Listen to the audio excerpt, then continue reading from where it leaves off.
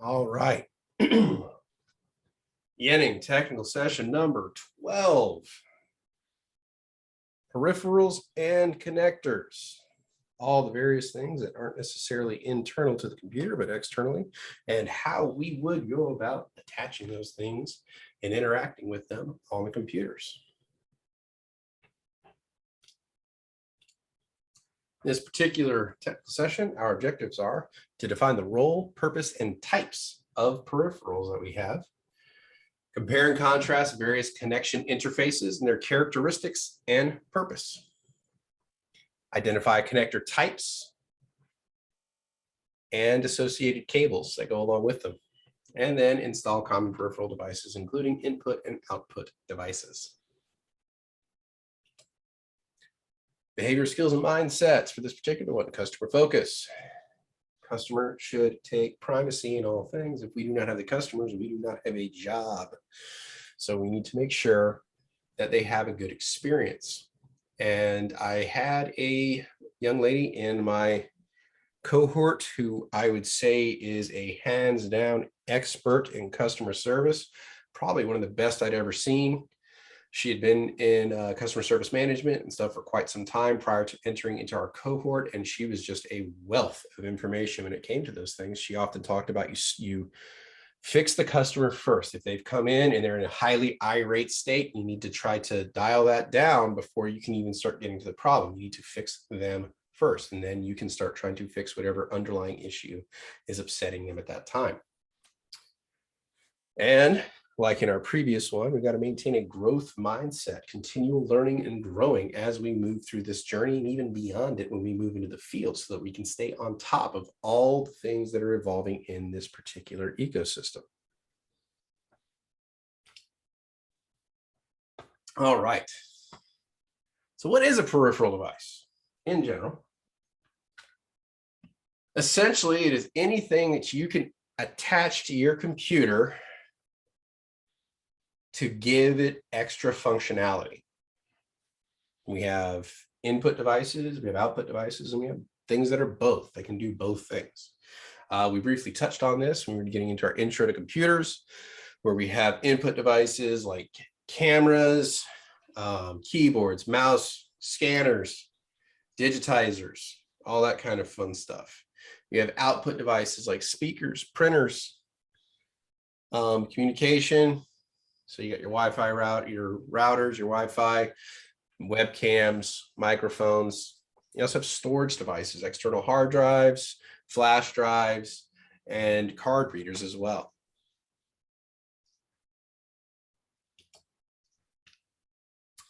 Here is a pretty good list of input devices that you can see. You have joysticks, game pads, biometric readers, scanners, digitizers, which I was introduced to last cohort because I was told my my mouse handwriting was absolutely horrible and took forever, and it was just painful to watch. Touch pads, scanners, card readers, all kinds of fun stuff like that. Now, bear in mind, some of these can be input and output devices. Like a touchpad can also be a screen. There are specialized keyboards that can give you readouts as to what's on the screen for visually impaired. Even joysticks can have haptic feedback, which would be an output to you. So sometimes these communications can go both ways. All right, input, output components. So you have the touchscreen, which is kind of both. You have the MIDI devices, which is, any of you who are in the music industry would be very familiar with that. You said you DJ'd there, Mark. Do you use a MIDI device at all? Only when I set up my rig, yeah. So I have a little bit of experience with that. Okay, there we go. Smart TVs, many of them have cameras on them. So you can actually do hand gestures for them. They have microphones that are listening for audio commands and things like that. And then you have KVMs, which is, I think, keyboard, video, mouse. It allows you to hook up multiple machines to a single keyboard and mouse. Questions so far?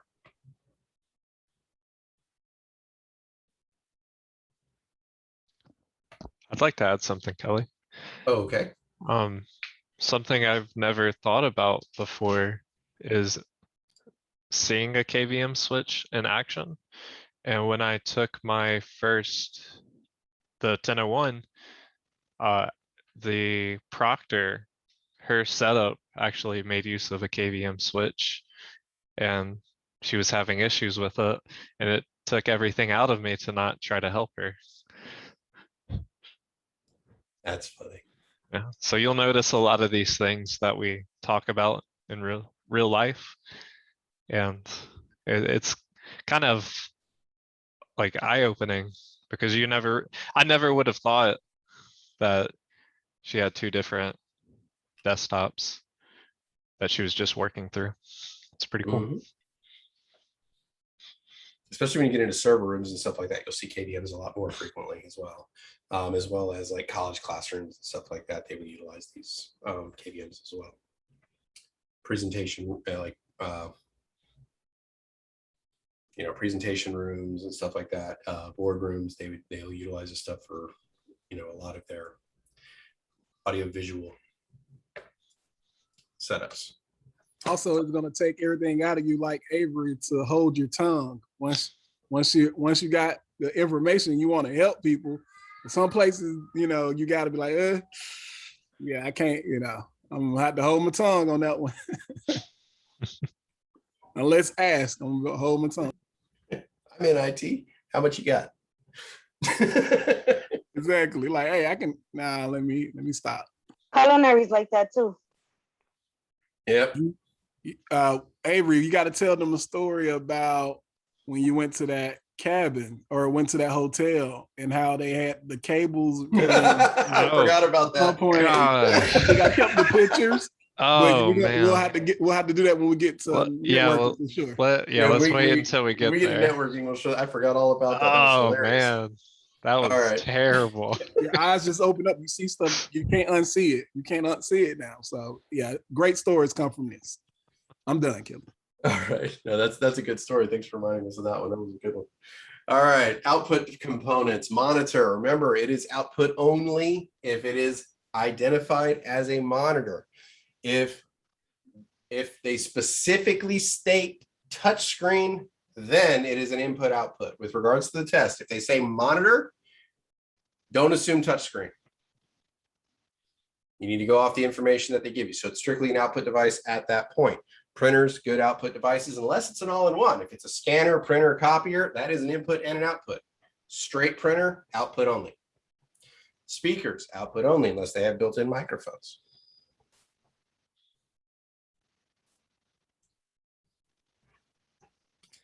All right.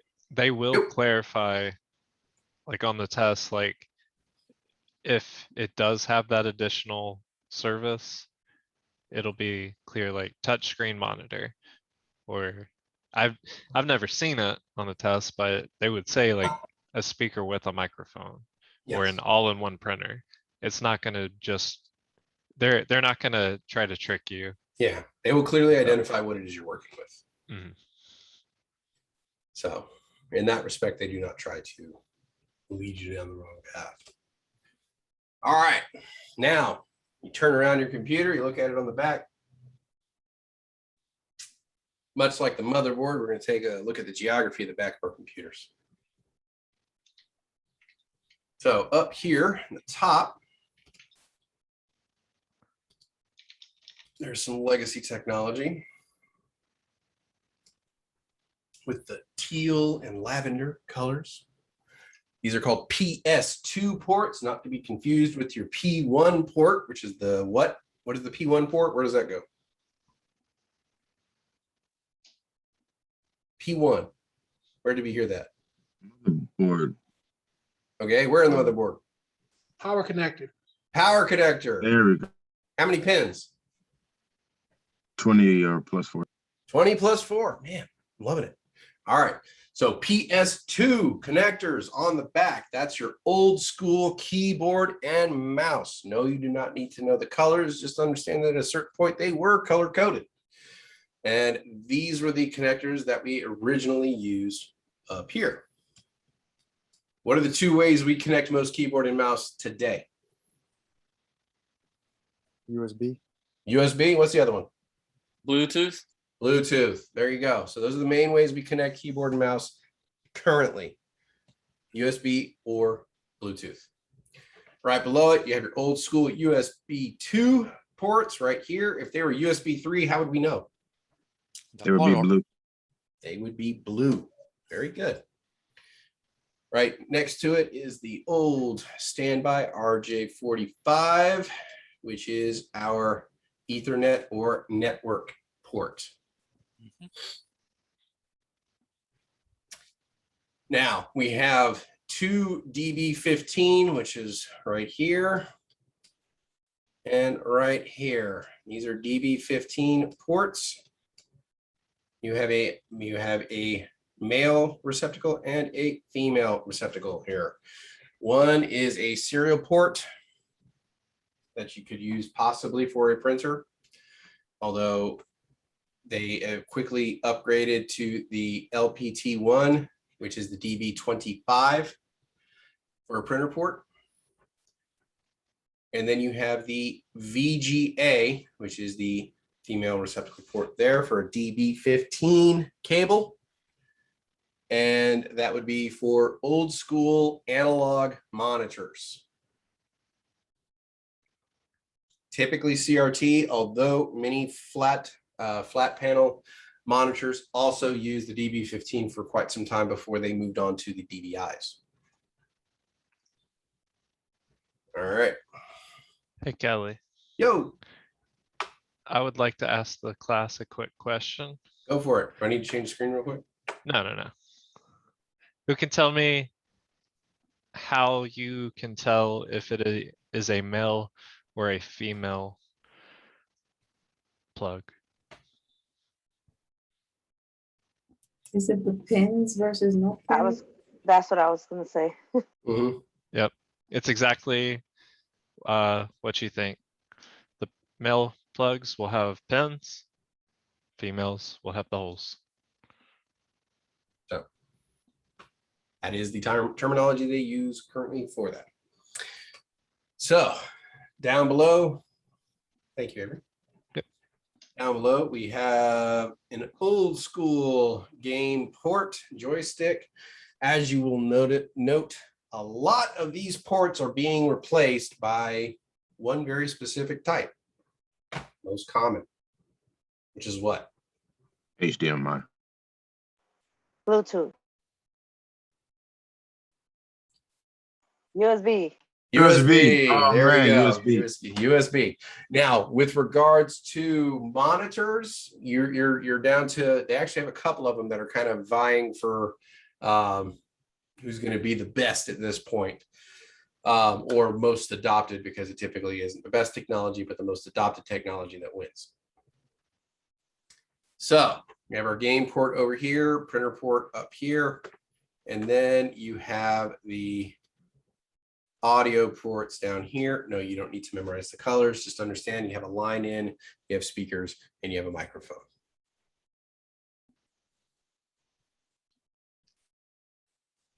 Are we all good on this? Absolute experts.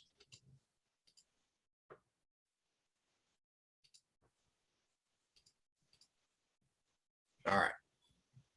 USB, or Universal Serial Bus. They use serial transmission, and a single USB port can have up to 127 devices chained to it. That is one of the beauties of this technology, is how many devices can be daisy chained or linked together and still maintain throughput communications. Now, the viability of those connections is going to have a lot to do with the type of USB connection you are using and what kind of throughput it allows. But you can have up to 127 devices chained together. USB devices are considered to be hot swappable, which we talked about that earlier this morning. What does hot swappable mean? Meaning you Can don't you necessarily have to power off to swap it out. Very good. You can just unplug it and plug a new one in if you want. Does not have to be turned off in order for it to do. Now, USB cables tend to have 4 wires, 2 for power and 2 for communication.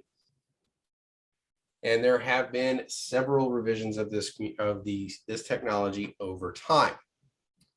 So we have the 1.1, which is slow speed, otherwise known as, or low speed, otherwise known as full speed. You have 2.0, which is considered high speed. And then you have 3.0, which is super speed, which, you know, and then 3.1, which is 10 gigabits per second, super speed USB. I don't know what they're going to call the next one. Maybe ludicrous speed, if anybody's a Spaceballs fan out there. So I feel like you know. they'll probably just move over to Type-C.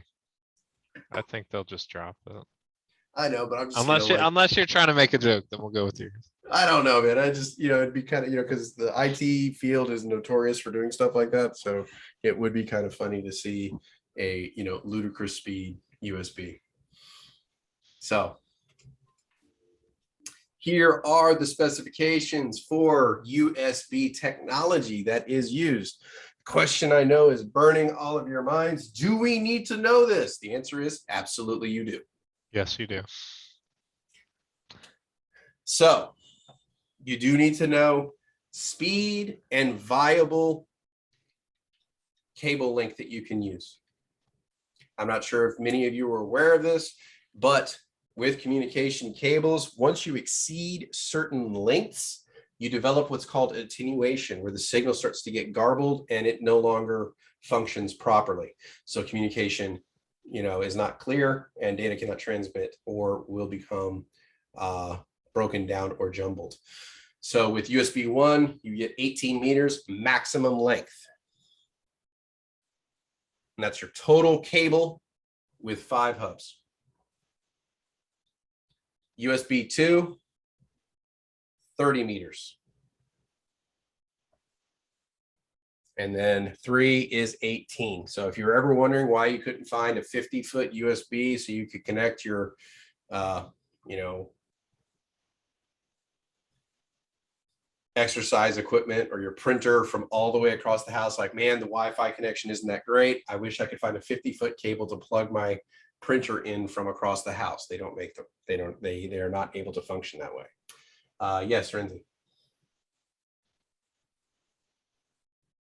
Oh, sorry, you, the question was answered by the slide. I hadn't seen it, but thanks. It was No just the problem. length. I wanted to see if the length was in the slide. No, absolutely is. So you have the maximum single cable length, which is the 3 meter, 5 meter, and 3 meter. That's the maximum individual cable. Now, if you have a hub with that are, you know, hubs that are connected, that's the maximum total cables you can have hooked up without losing data integrity. So the main ones you would focus on, though, are these over here, the 3, 5, and 3. And then you would need to know the speeds and their nicknames. So yes, you need to know 120, it's considered full speed, 1.1, and then 480 megabits per second, high speed, 2.0, and then 5 gigabits per second, super speed, 3.0. Obviously, going from 1 to 3, the further up you go, the faster it's going to go, as is with most technologies. Most, not all. You'll realize that when we get to Wi-Fi technologies. But you know, you do need to know this information, unfortunately, for 1001. It's also good just to kind of, you know, have handy in your mind. Questions so far?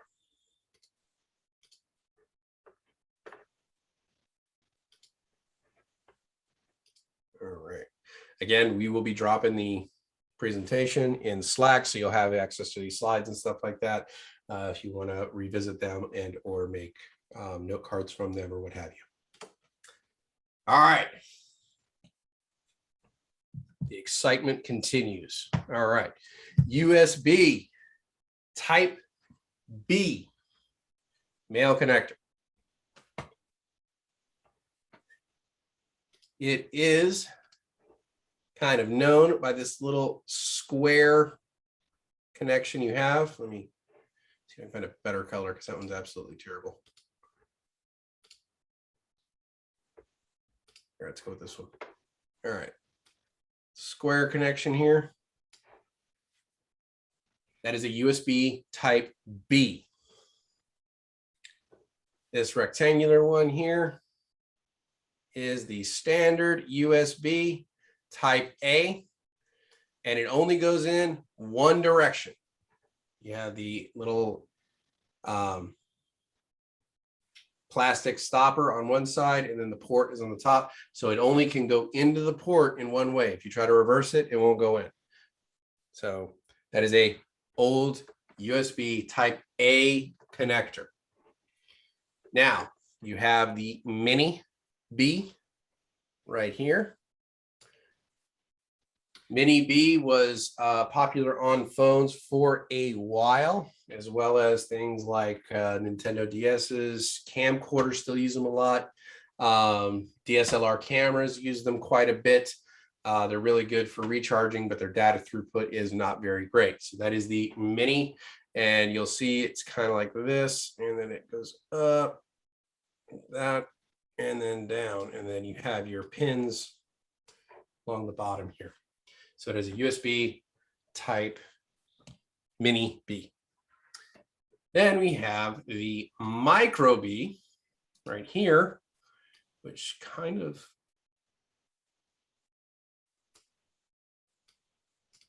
looks like this here.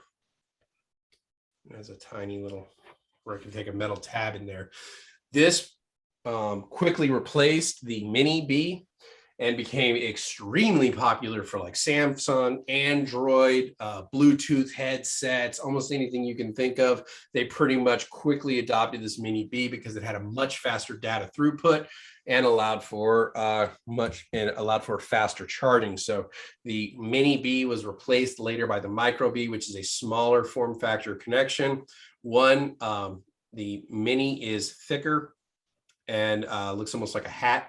The Micro, it looks much flatter, and it was your old school, or not old school, but your typical Android, Samsung, any type of Bluetooth device. It would power up with something like this.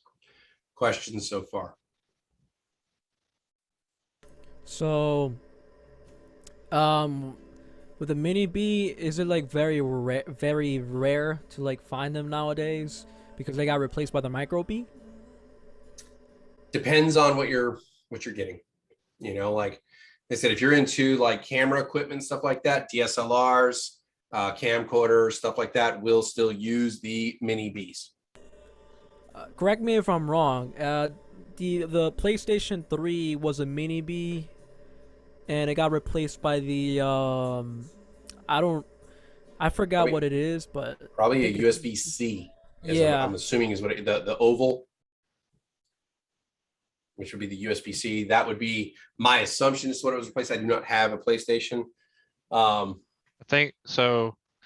PlayStation 3, I think, was the Mini B, and then PlayStation 4 went to Micro, and then PlayStation 5 went to Type C.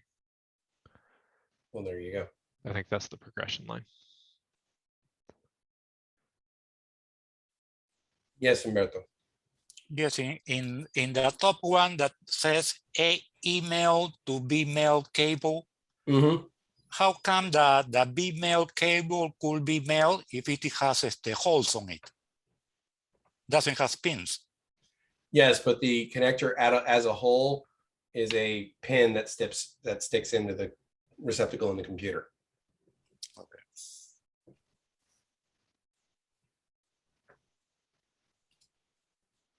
Any other questions?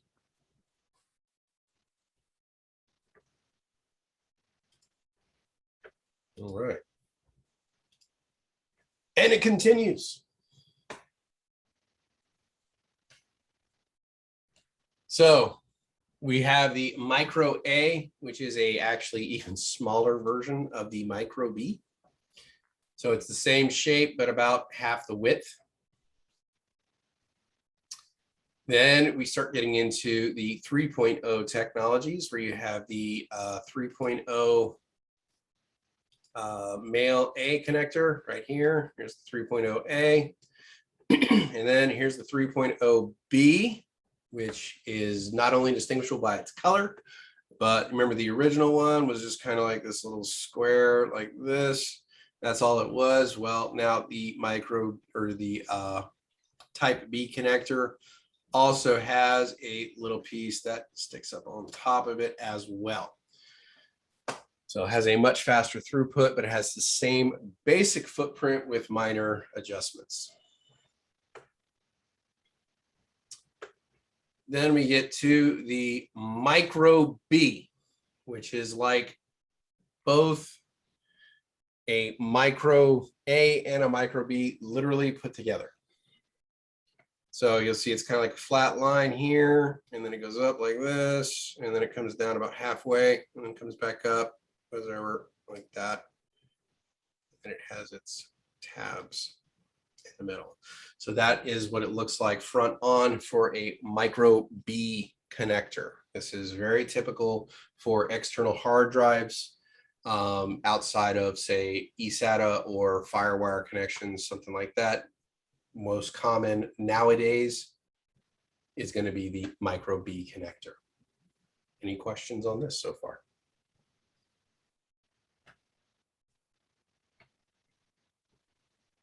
It's exciting stuff. I mean, do we have coffee yet? All right.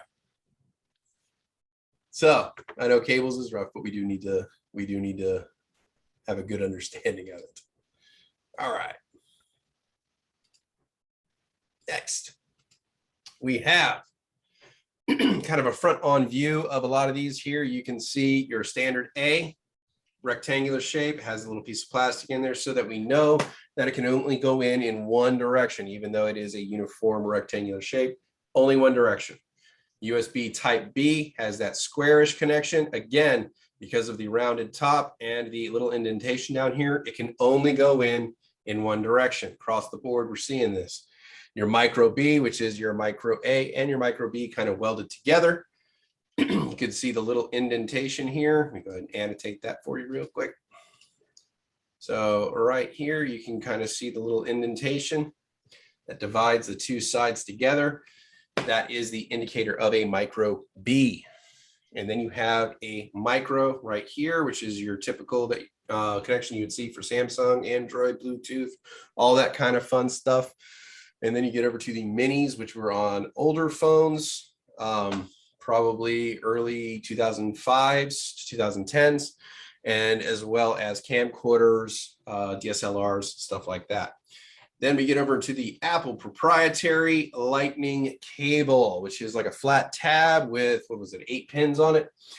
And this was the common connection they were using for quite some time, although they are now evolving into the USB Type-C, like you see here. USB Type-C not only has an extremely high throughput, it also is reversible to go into a port. Doesn't matter if you have it upside down or not, it is fully reversible. That is the distinguishing physical attribute for the USB Type-C. It is an oval shape. I know lightning cables are also reversible, but they're also proprietary to Apple, so they will not distinguish it in that sense. The USB Type-C is being adopted by Apple and has a reversible plug. Questions so far? Are we all now experts on cables and connectors?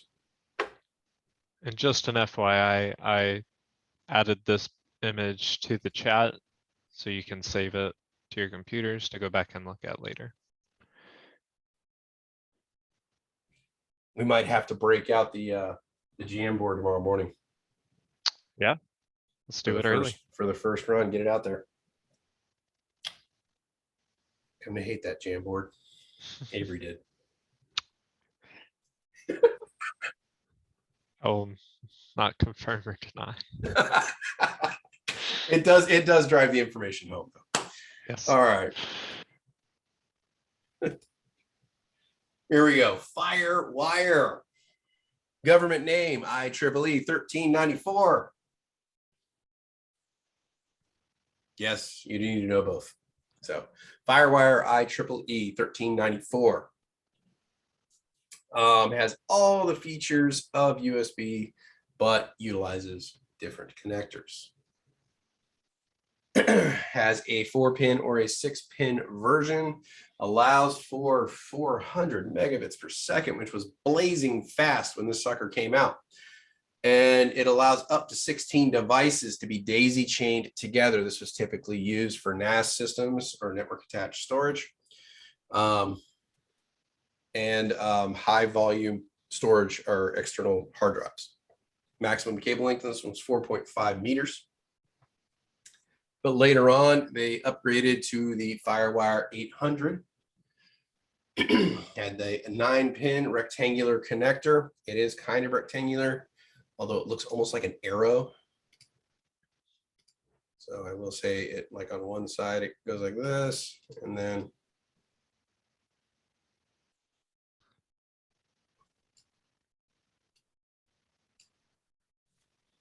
all right, my artistic skills are only exceeded by my writing skills, but eventually you will get the point. The next slide has a decent image of it. Has so a decent image of it. Okay. Don't stress. So it looks a little bit like an arrow. So that was 800 megabits per second, which was pretty darn good for its day. I was a big fan of the Firewire hard drives for quite some time. I still have a couple for backups. And it allowed for a maximum cable length of 100 meters, which is pretty darn good.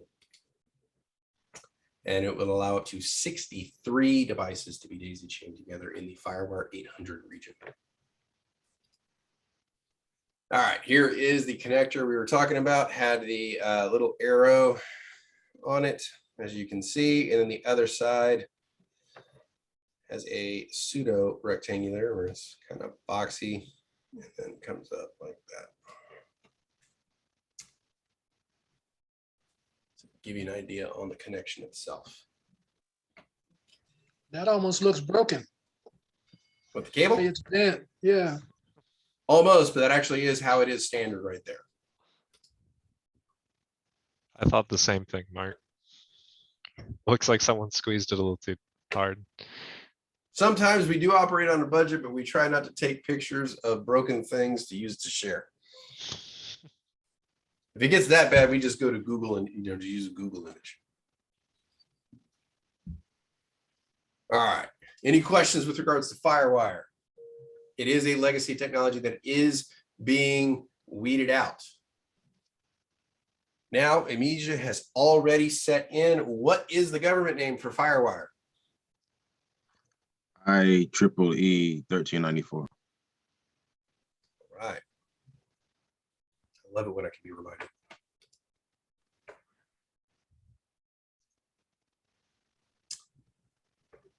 You would actually be very accurate there, Jordan. That is the same connector they use for the Wii remote.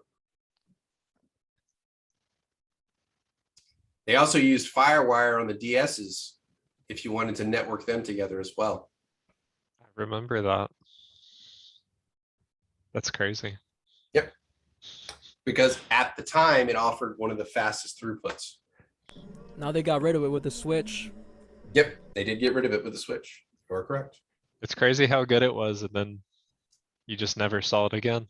Yep.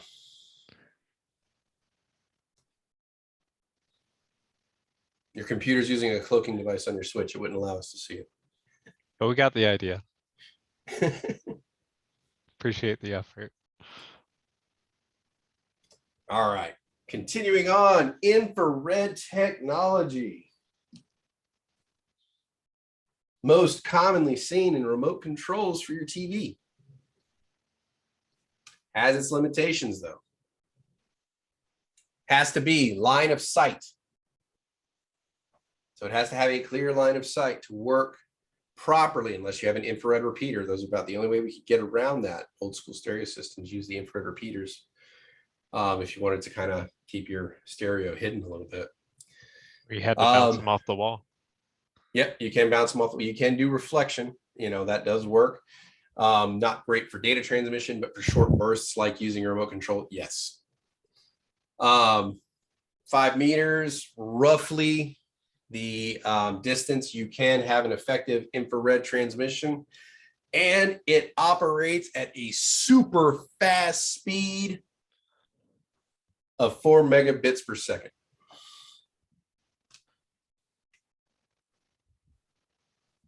Although typically 1.5 or 1.15 megabits per second, and medium and low speed 115 kilobits per second. Very, very slow technology, not a great throughput. So it does have some uses. Again, remote controls, transmitting small amounts of data between two systems works pretty good, things like that. But there are better technologies out there. It is a relatively legacy technology. It is rapidly moving out of the ecosphere, even in remote controls. Remote control wise, we're switching to Bluetooth technology for the most part, because it's a lot more effective. You don't need line of sight. As long as it has a connection to it, you're within, I think it's like 50 meters or something like that. For some of them, depending on the Bluetooth they're using, your remote can still communicate with your television. Very handy, because then you can hide the little receiver. Mm-hmm. You don't have to have that giant box sitting in front of the TV. Absolutely, absolutely.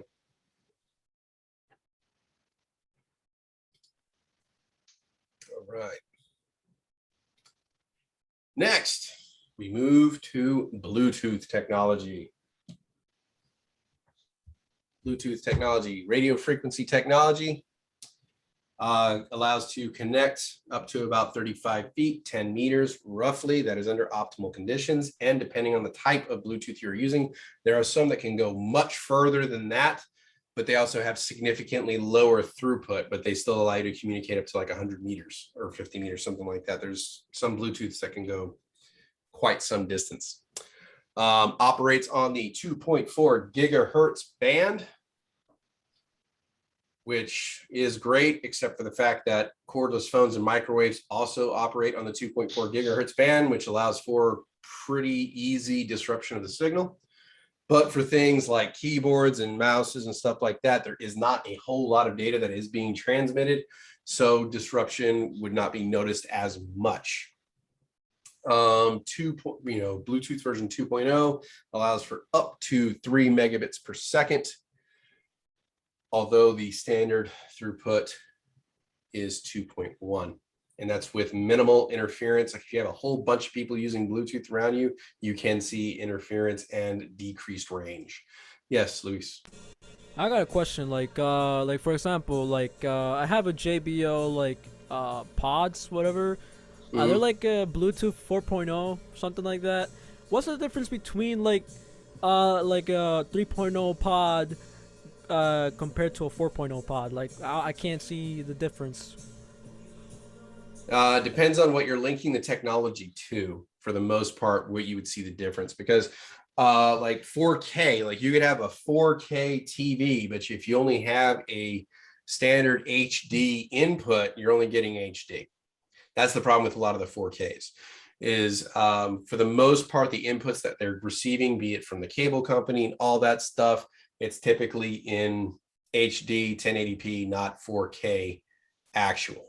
And so you would need something like a 4K player. And on top of that, you would need the proper cables too, because if you don't have the proper cables, you can't get the right throughput on that. And so that would downgrade your signal. So everything has to be on the same playing field. Otherwise, they can't talk to each other, and they always go down to the slowest communicator. So that may be why you're not noticing a difference on it right now. And I don't think we really go into it because I don't think that was around during No, this version of the A it's plus? beyond this. And I think what Yeah. it was there was a faster throughput in 3.0 and longer range. Those are the two things I think you could get with between version 3 and 4 was throughput and range were the two big jumps you could get. But so probably what you would see with regards to the difference would probably be how far away from the devices you could get and still use them for right now. Throughput, it depends on what you're connecting to. And then that's where you might see your difference. And with headphones and stuff like that, unless you're a real audiophile, sometimes it can be very difficult to tell the difference in sound quality from a headphone. Like if you're an audiophile that really has, you know, from a mid-range to high range is what I'm talking about, not from really bad to mid-range, but like a mid-range headphone to like super high-end headphones, average person may not even be able to tell the difference. But audiophiles would be like, yeah, the clarity is just, it's crisp, you're hitting in the right, you know, the basses are deeper, the trebles are crisper. I mean, you know, I'm not one of those people where I have that, you know, level of where I can pick it out, I guess, in my hearing, but I know people who are, and they absolutely swear by it.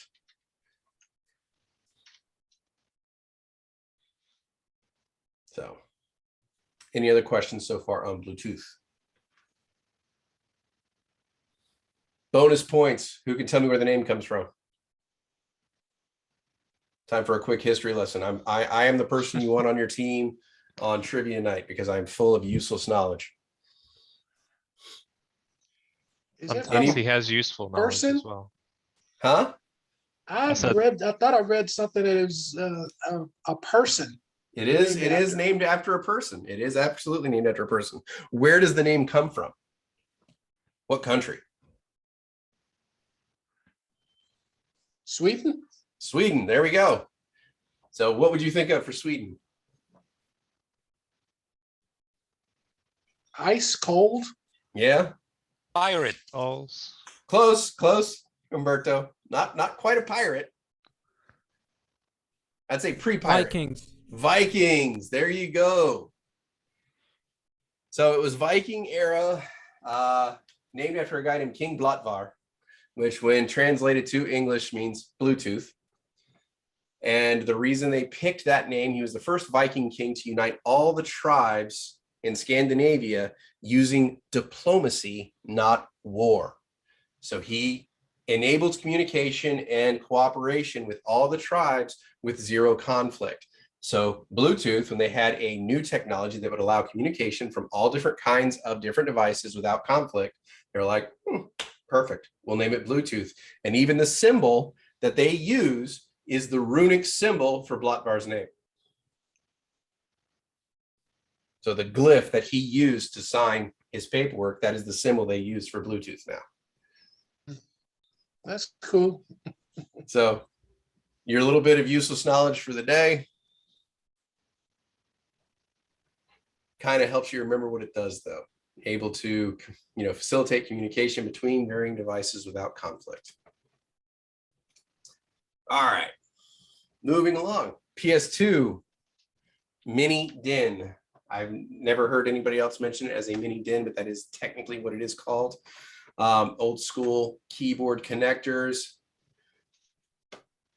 indicated by the teal and lavender on the back of your computer.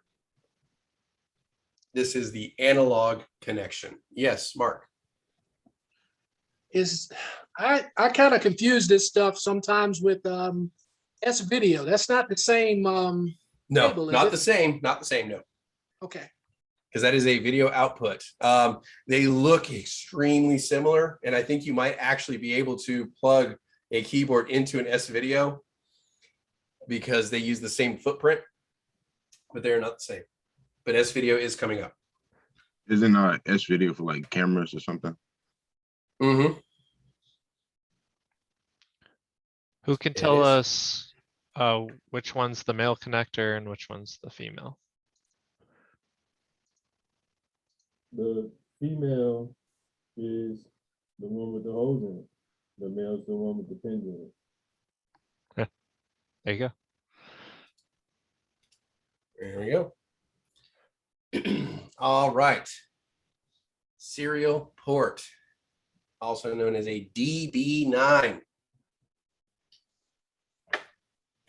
The one here, the male connector on the left is the one that would actually hook up to the device, and the female connector over here would actually go to the computer.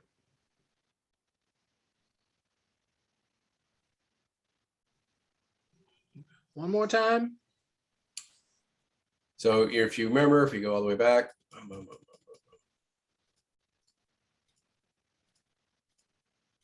oh, too far.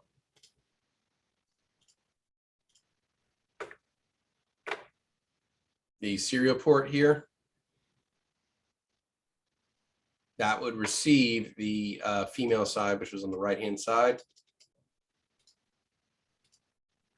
Right here. This was the end that would go on the computer. This is the end that would go to your device. And that could be like an overhead projector or something along those lines, some older technologies that you would also port into the computer. Older printers might do this as well. Questions so far?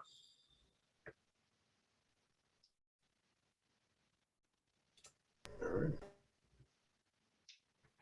DB25. Anybody tell me what DB stands for? All the DB ports kind of look like a D. So yeah, they all kind of have this rhombus appearance.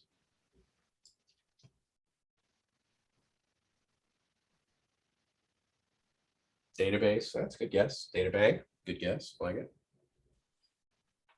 The D actually comes from the shape, but it's also a sub-miniature port. So it stands for D sub-miniature, so DB. And a DB25, can anybody, is a parallel port. This was most predominantly a printer port. So when we were getting just above the dot matrix into inkjet, laserjet, fun stuff like that, we were looking at the DB25s.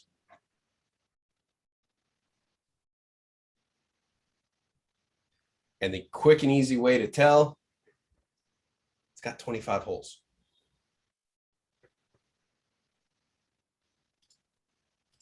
That's where the number comes from. So it's DB25, it's got 25 pins or 25 holes. Now, if you go back to the DB9 has 9 pins or 9 holes. So there's also the DB15, there's a DB30. So that number is always the number of pins associated with it, and the DB just stands for D sub miniature. Questions so far?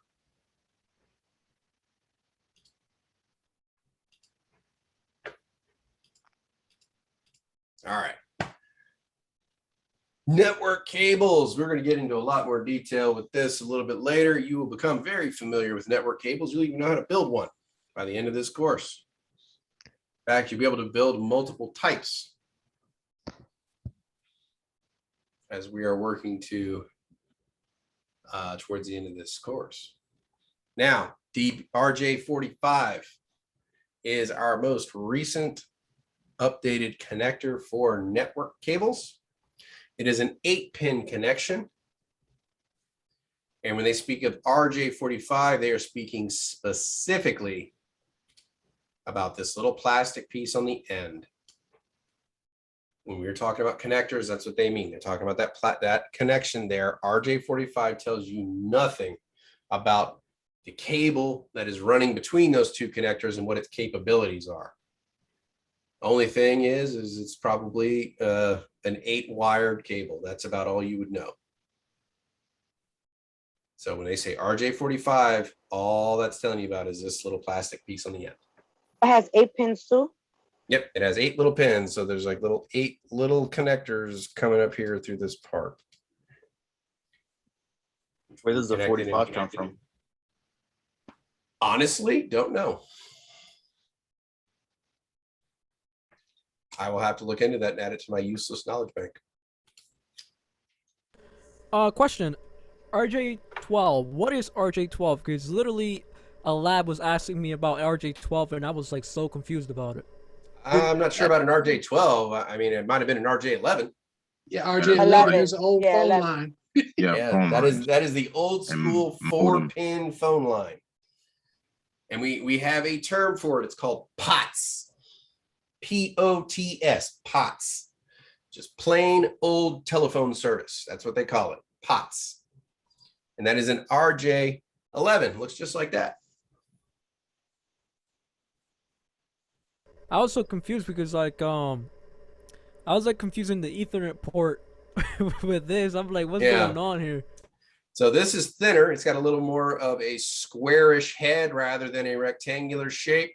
And it only has 4 wires going into it. So it only has 4 active pins, and it is smaller in form factor than the RJ45. So it's more squarish, where the RJ45 has a rectangular head and an 8-pin connection.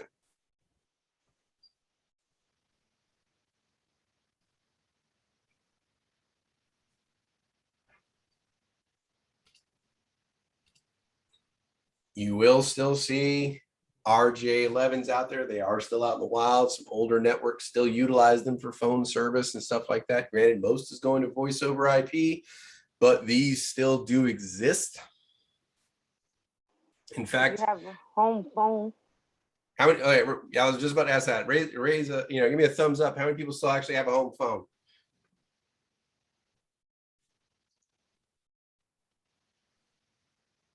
One, two, 3, 4, 5. That's about the highest I've seen. Most people nowadays utilize cell phones for their home phone. Now, there is a reason to maintain a hardline phone. One could be for backup internet, because you can still do dial-up if need to. The other is in case of natural disaster and you lose power from, for days on end, power still comes in through the phone line. So you actually still have functionality of the phone and you can still reach out. And it might only cost you about $12 a month to maintain it. So, as a backup, like if you live in Florida, which is hurricane central, if a bad hurricane comes through, if you lose power through the main power company, you still will be able to get power and communication through an old phone line. So some people still maintain them. Most people have, moved away from this technology. Quick question before we go ahead into the next slide. So, so I don't get confused later on when I, like install a PC. Like, how can I tell the difference between like a Ethernet cable and an RJ45 and 11, since they look like very similar, since they literally have similar, wires. You're talking about, what do you mean, the difference between an RJ45 and an RJ11? No, never. It'll be obvious. One is square, one is rectangular. And then also you can just flip it over and look at the bottom. If you see 4 little connectors on it, 4 little gold or copper or brass or whatever lines on the bottom, that's an RJ11. If you see 8, that's an RJ45. Yeah, the RJ45 is bigger than the RJ11. It'll be obvious. If you see 2 of them side by side, you'll know. And as far as receptacles, the vast majority you'll see will be RJ45. It's rare for you to see an RJ11, but if you have an RJ11, an RJ45 will not fit. And if you have an RJ45, an RJ11 will fit, and you can get some communication through it. It just won't be blazing fast. So the motherboard will also like tell you like where these goes to, like, right? Like it won't indicate where it goes. Like you just know. Well, your port should indicate where the port that you're using should indicate where it goes, for one. And typically, it would be very rare that you would actually have an RJ11 connection on the back of a computer. Like if you were doing using it as a backup, like using a DSL or something like that, the modem may have that connector on it, but then it'll switch over to an RJ45 to talk to your computer. So exceedingly rare that you would even see that. And if you did, you would have both side by side, and then you could tell the size difference because they're right next to each other. All right. Any other questions?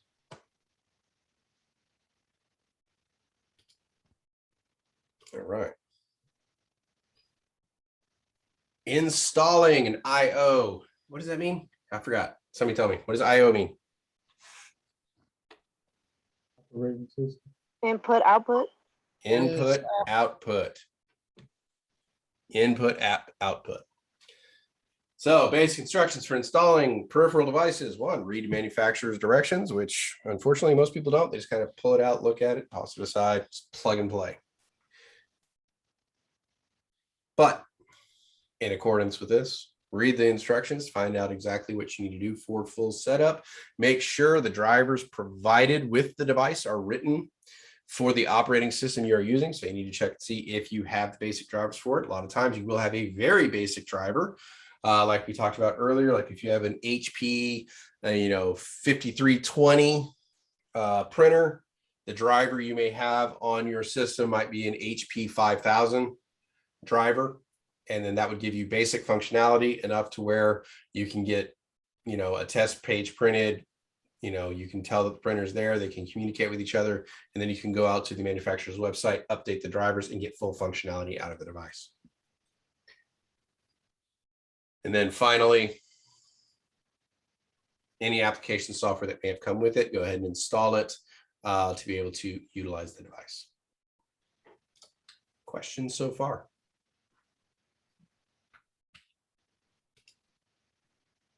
All right. We're all experts now. Go to my randomizer here.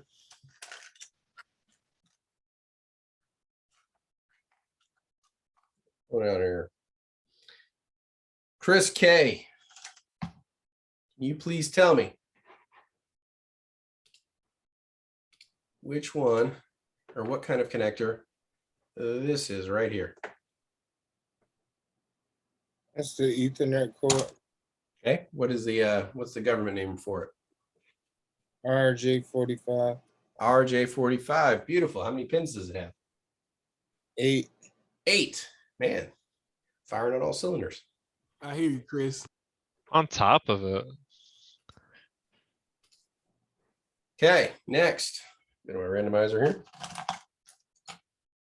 Umberto. Upper middle. What do we got here? Be specific too, Pozo. USB A. No, USB 3. No, A. USB A. Okay, what version? Is a 2.0. Are you sure? I think so. It's We're getting blue. multiple answers It's a here. 3. How do we know? Because it's blue. It's blue. There we go. Blue 3.0. Very good. Very good. What would have made it a 2.0 DS? I think it would have been black. Nice.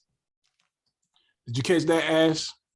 That blue color inside gives you indication that this is not just your regular 1.1 or 2.0. This is your 3.0, and it's blue to represent that.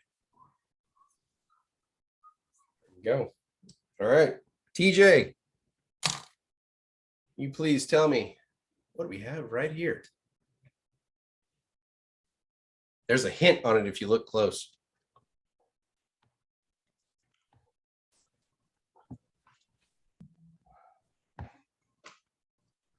It's an IEEE 1394. Very good. What's the other name for that?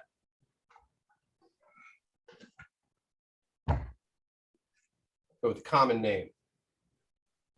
It's really hot. Yeah. People love it. Firewire.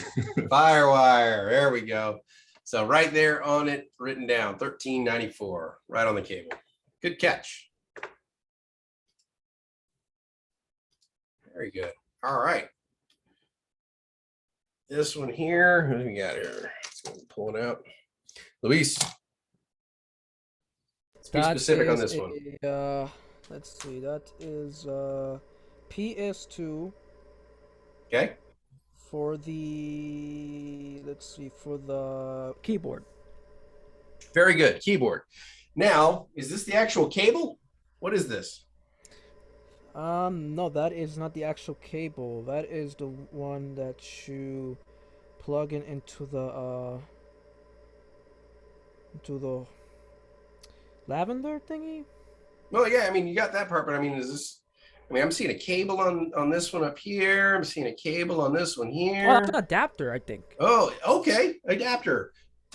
Explain to us what kind of fancy magical item is an adapter? What does it do for us? Literally, let's say you don't have the actual cable, but you have a USB that is compatible with that adapter. You plug it in, and you can use that adapter as a regular cable, you know, and plug it into the as the keyboard. I don't know how to say that word, but yeah, I'm not a good explainer. I think you did quite well. Sometimes I just talk too much and I just lose my thought. It allows you to so this adapts, what is the did we mention what the name of this connector is up here? What is this? No notes. I'm watching you look down, man. What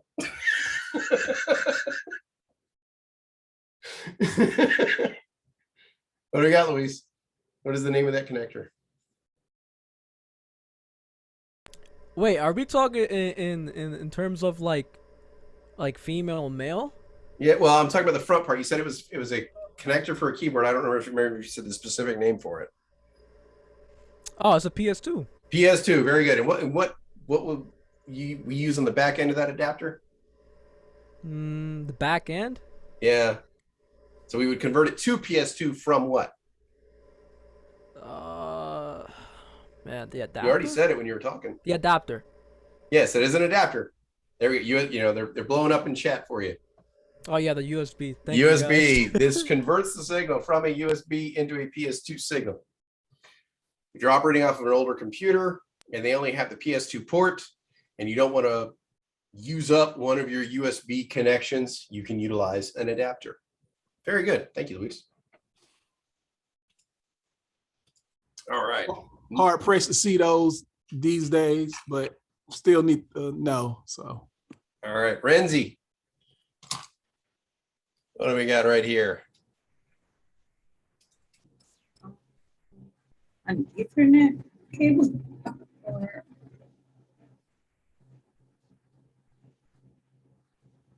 an RJ11 or 11 or 40. I agree. It is either 11 or 45. Which one do you think it is? Probably the 11. I think it's smaller. It is smaller. You are correct. How many pins does it have? 11. I don't know, 8. Four. Oh, 4. Okay. 4 pins. Thank you. RJ45 has 11. Okay. RJ45 has 8. RJ11 has 4, and they coincide with the amount of wires that run through the cables themselves.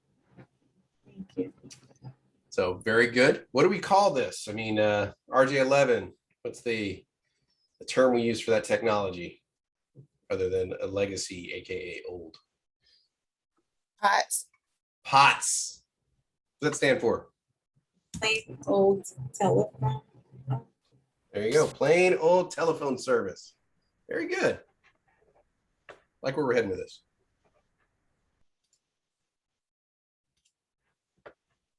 Finally. Pull some up here. Fidel. This is our last connection there. I think this is micro B, right? Micro B? Well,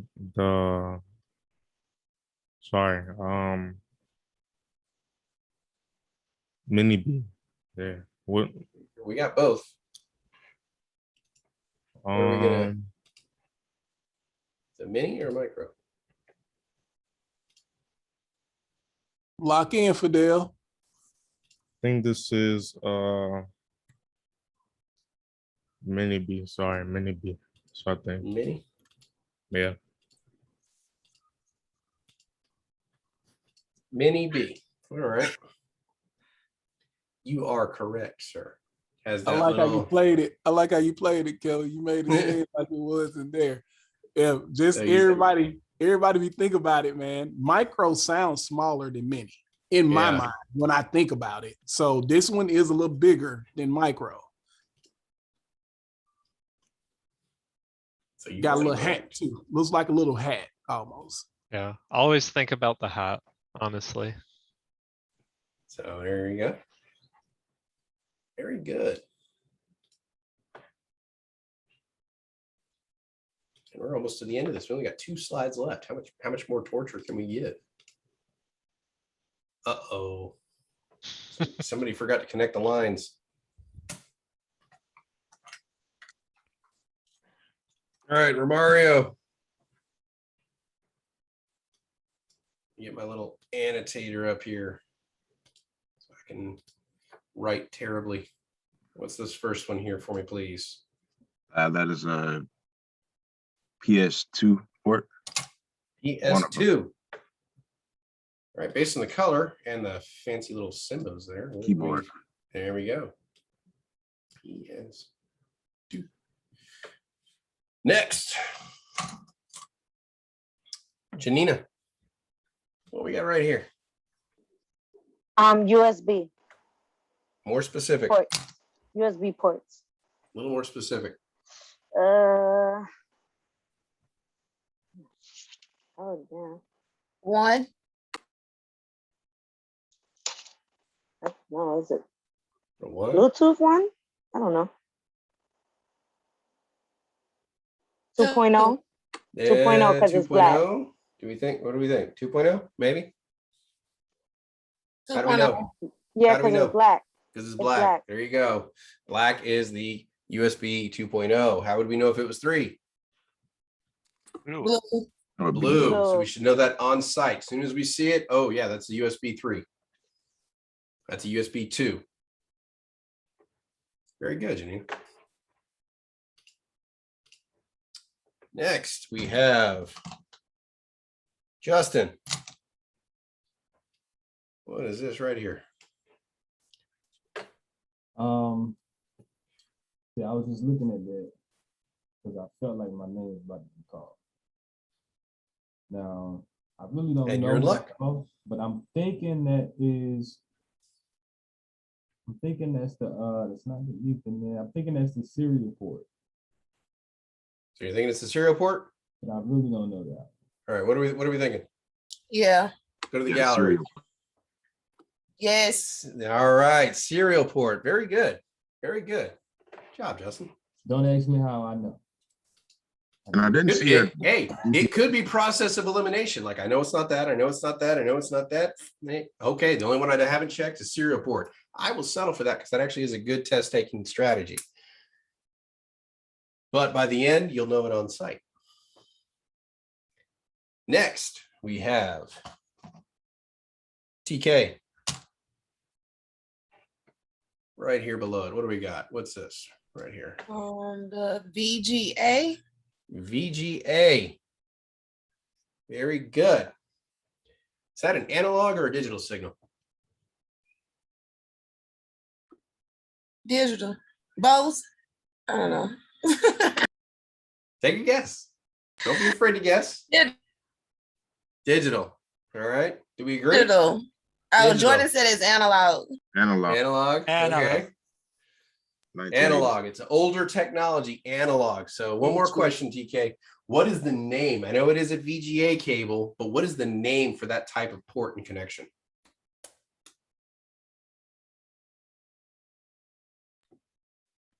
Give you a hint. Is that the DB15 stuff? You are correct. DB15. Very good. Nice. Right now. All right Thank now. you. Awesome. All right, I'm going to do all 3 of these together just to be nice because we know what they are. Or we, they're all kind of related. Dominic. It's the speaker, line, and microphone port. Good. Speaker, line in, and microphone. 1,000 extra bonus points if you can tell me what the name of the connector that goes into it. The connector they go into them. Yeah, what is the plug? What do we call it? There's two names they can go by. I cannot think of that. Mark, you can't answer because you might mess around and know it because of your background. I can't think of the name. I know it's the red, white, and yellow cord. I cannot. Nope. Those are nope. It is not one of those. Those are RCAs. Yeah, those are composites. Yeah.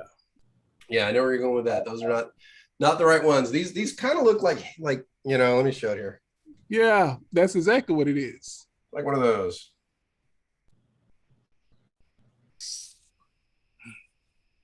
I don't know the name. I love it, Justin. Okay. Yeah, I wasn't gonna expect it. Isn't it like a 3/8 inch or something like that is what they call it. But there's also it's like a CRRT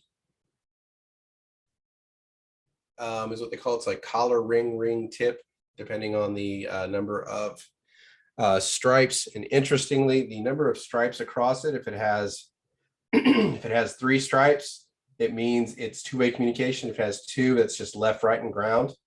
So if you have the 3rd stripe, that allows for microphone, like in your like old school, like your iPhone headphones or regular headphones that have the microphone involved. If you look, you'll see 3 stripes across the connection itself, and one that does not have a mic, like old regular just plain headphones that don't have a microphone attached, only have 2 stripes. Because each of those. But is they called the same thing? Is it the same as an aux? Well, yeah, an auxiliary cable, yes. They would be basically the same. So you're on the right path. I got tripped up on that one. Like they asked me about the actual tip connector, what it was called, like the actual specific name for them. And it was like RTT or RCC or CRRP. It's like collar ring tip. And it's determined, and then they would tell you, like they would show you 2 of them and say which one can you use a microphone with. This was not on the CompTIA. This was doing one of Professor Messer's pop quizzes. If you want to really test your knowledge, he's got some really good pop quizzes that are pretty challenging. Kelly is a wealth of knowledge. I told y'all, a wealth of knowledge. What'd you say, Mario? Is it like a TRS connector or something? That might be it. That might be it. I figured Mark might know that one off the top of his head, so I was going to ask him that one. Believe it or not, I was re-educated about what to call it. I know how to use it, but I couldn't think of what the name was. Saw it earlier, I think last week, in one of the homework assignments. Okay. I think it's TRS connector. TRS. Tip, ring, sleeve, I think is what it is then. Okay, that might be what it is. Tip, ring, sleeve. It's been a little while since I, looked at that one.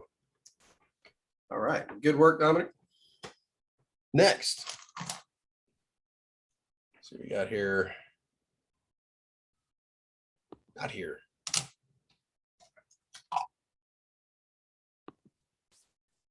Kaylin, can you please tell us what this one is right here?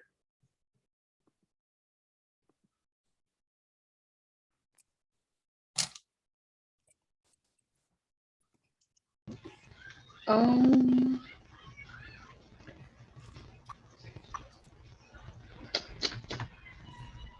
going to guess the joystick. And your guess would be very accurate. Good job. That is the gamepad, game port, or joystick controller or port. So very good.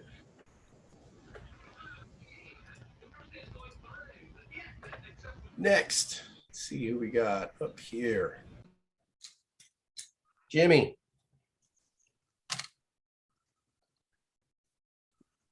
Let me see.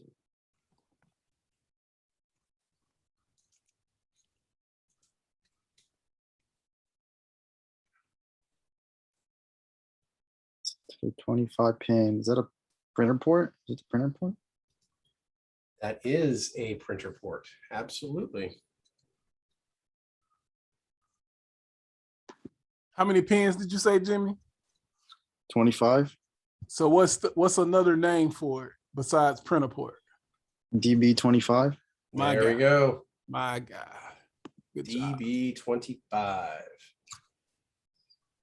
We got to get a little more specific in our terminology, and that will continue to increase over the duration of the course. All right, next we have this one here. Mark, what are we looking at? That's the RJ45 jack. RJ45 jack. What would we use this amazing and wonderful technology for? Internet connection or network connection. Beautiful. Thank you, sir. Finally, take us home.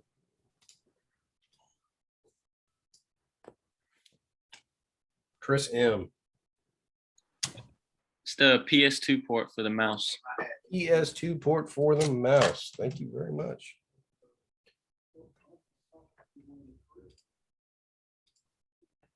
Weren't able to trip up too many people this time, Marvin. It's a smarter cohort than mine. I have high hopes for this one.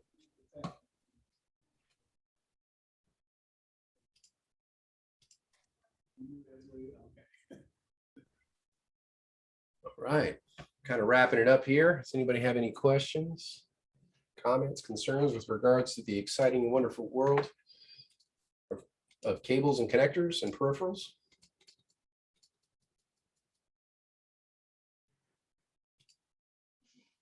I think I'm gonna print out the pictures and put the names and stuff and all those little details on the side, because that is helpful. It really is. It is helpful. It's a good practice for sure. When you get to Network Plus, they do so a little bit in this one, but when you get to Network Plus, they have like all the different generations of network technology, like coaxial, the the RJ11, four wire cables. They'll have the RJ45s, fiber optic, all that stuff, and you need to know, what type of technology it is, what its throughput is, how long it can run, cost variabilities, stuff like that. So it gets a little bit more detailed when you get into networking. Yes, Chris. So I had a question about the last slide. Okay. So on the game port and the VGA port, they both have 15. So would they both be DB15? I think the game port actually just goes by game port, but it technically could be considered a DB15. Okay, thank you. Mm-hmm. That's a good question too. But typically, when you think DB15, I'm going directly to VGA as well used anymore. Chris, you know that most game pads are now using USB, but that's a great catch. Yeah. Or Bluetooth, exactly. That's a good catch, because I guess you still could refer to it as, but then you'll have to be even more specific when you're talking about it. Like, hey, DB15, VGA, or game port, gamepad. So good catch though on that one. Yeah, absolutely. All right. So throughout this technical session, we should be able to now define the role, purpose, and types of peripherals that we might come across in our day-to-day activities. Compare and contrast various connection interfaces, their characteristics, and their purpose. Identify connector types and associated cables that go along with them, and install common peripheral devices, including input and output.